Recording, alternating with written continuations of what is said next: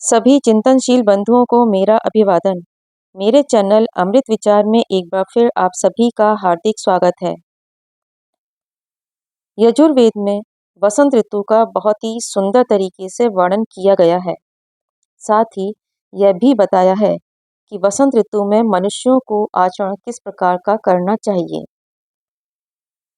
यजुर्वेद के 21वें अध्याय का 23वां मंत्र और 13वें अध्याय का 26 से 29 मंत्रों के बीच वसंत ऋतु का बहुत ही सुंदर तरीके से वर्णन किया गया है।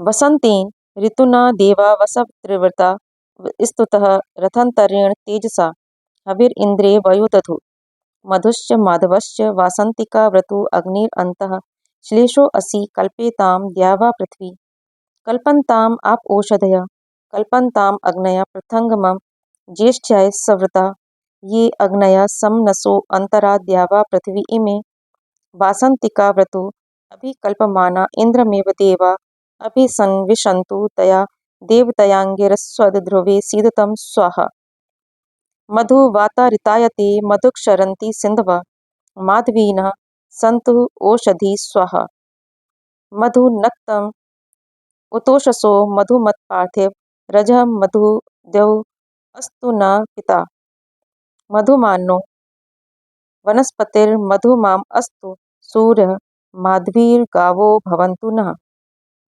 अर्थात हे मनुष्यों, तुमको चाहिए कि जिस वसंत ऋतु में फल फूल उत्पन्न होता है और जिसमें तीव्र प्रकाश, रूखी पृथ्वी, जल, मध्यम औषधियाँ, फल और फूलों से युक्त और अग्नि की ज्वाला भिन्न भिन्न होती है, उसको युक्ति पूर्वक सेवन कर पुरुषार्थ से सब सुखों को प्राप्त हो। जैसे विद्वान लोग अत्यंत प्रयत्न के साथ सब ऋतुओं में सुख के लिए संपत्ति को बढ़ाते हैं, वैसा ही तुम भी प्रयत्न करो। जो मनुष्य रहने के हेतु दिव्य पृथ्वी आदि लोकों व विद्वानों की वसंत ऋतु में संगति करें, वे वसंत संबंधी सुख को प्राप्त होवें।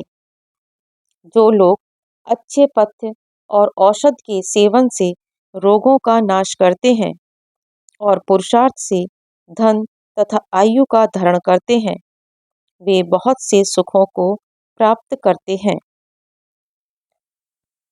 जब वसंत ऋतु आती है, तब पुष्प, औषधि आदि के सुगंधों से युक्त जल और वायु आदि पदार्थ होते हैं।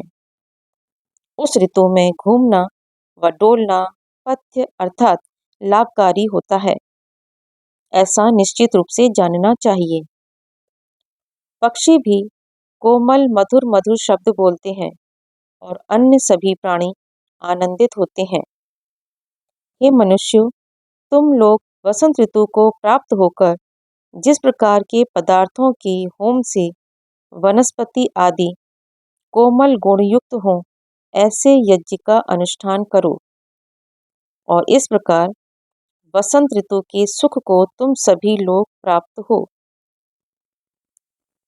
जलाशयस्थ शीतल स्थान का सेवन करें, जिससे गर्मी में दुखित ना हो और यज्ञ से वर्षा भी ठीक ठाक हो और प्रजा आनंदित हो, उसका सेवन करना चाहिए। वसंत पंचमी उत्सवस्य शुभाशया। धन्यवाद।